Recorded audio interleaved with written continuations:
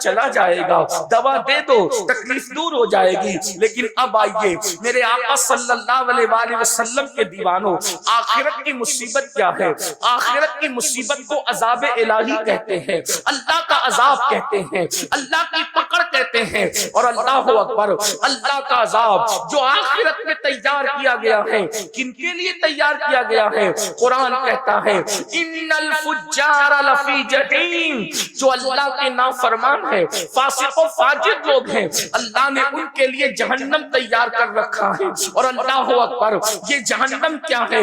اللہ کے رسول صلی اللہ علیہ وآلہ وسلم نے ارشاد فرمایا کہ جہنم کے اندر آگ ہے، اور اس آگ میں روشنی نہیں ہے، اس کے اندر اگر پہاڑوں کو ڈال دیا جائے تو پہاڑ بھی پگھل جائیں۔ تھوڑی دیر کے لیے تصور کریں، یہ کسی خطیب کی گفتگو نہیں، یہ کسی ادیب کے ادبی جواہر پارے نہیں، یہ کسی مقرر کی تقریر کی جولانیاں نہیں، بلکہ یہ اس رسول کا فرمان ہے جس کے کہنے پر ہم نے اللہ کو ایک مانا ہے۔ یہ اس رسول کا فرمان ہے جس کے کہنے پر ہم نے قرآن کو اللہ کی کتاب مانا ہے۔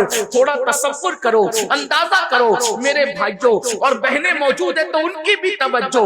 اللہ اکبر، جس جہنم کے اندر پہاڑ بھی پگھل جائیں، پتھر نہیں بلکہ پتھروں کا مجموعہ، پتھروں سے بنے ہوئے پہاڑ بھی جس جہنم کے اندر پگھل جائیں گے، اس جہنم کے اندر میرا اور آپ کا کیا حال ہوگا؟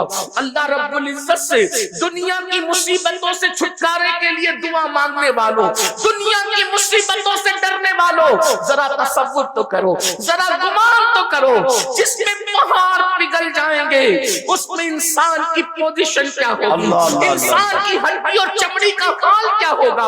اب آئیے ذرا ٹھنڈے دل کے ساتھ اللہ اکبر ایک حدیث پاک جو کئی احادیث کا مجموعہ ہے اس کو ذرا توجہ سے سن لیں اور میری گفتگو مکمل ہوگی۔ اللہ اکبر، میرے اور آپ کی آقا مصطفیٰ جان رحمت صلی اللہ علیہ وآلہ وسلم جب معراج پر تشریف لے گئے، حضور علیہ السلام نے جب سفر معراج کیا، ہم معراج کا جشن مناتے ہیں، آپ نے بھی معراج النبی کے جلسوں میں شرکت کی ہوگی۔ وہ معراج کا سفر جس پہ براق پر بیٹھ کر آقا بیت المقدس تک گئے، پھر آسمانوں تک گئے، اس کے بعد وہ سدرہ پر گئے، اس کے بعد عرش پر گئے، اس کے بعد لامکہ پر گئے اور اللہ کا دیدار کیا۔ اللہ اکبر، ہمارے آقا علیہ السلام نے ماتھے کی آنکھوں سے اللہ کا دیدار کیا اور ارشاد فرمایا انی رأیت ربی، میں نے اپنے رب کو دیکھا۔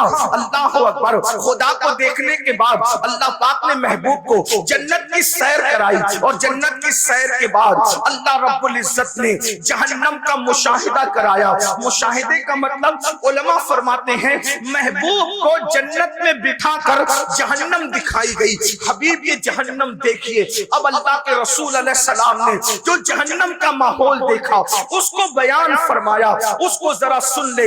یہ معراج النبی کے بیان کا ایک حصہ ہے اور اللہ پھر سوچو کہ ہم کہاں ہوں گے، ہماری کیفیت کیا ہوگی۔ اللہ کا عذاب کیا ہے؟ قرآن کہتا ہے ان بطش ربک لشدید، تیرے رب کی پکڑ بڑی سخت ہے۔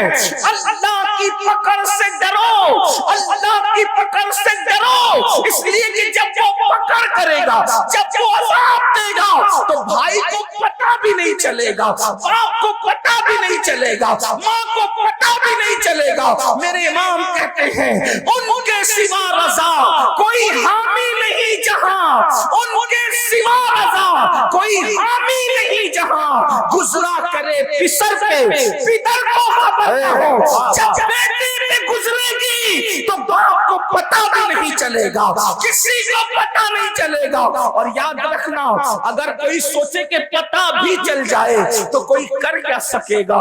اللہ اکبر، وہاں تو کسی کو اجازت ہی نہیں ہوگی، وہاں تو کسی کو اللہ اکبر وہاں تو کسی کی طاقت بھی نہیں ہوگی۔ میرے امام مزید فرماتے ہیں، کہتے ہیں کہ شفاعت کرے حشر میں جو ہماری، سوا تیرے کس کو یہ قدرت ملی ہے؟